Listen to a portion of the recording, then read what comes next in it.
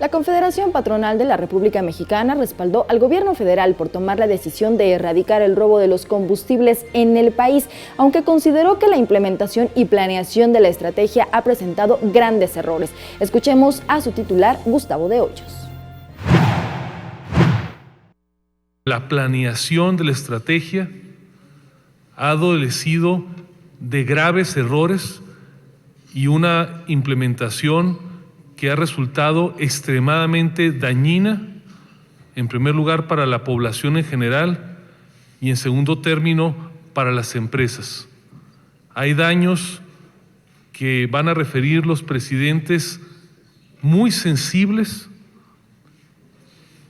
a los ciudadanos y también a las empresas y a sus operaciones.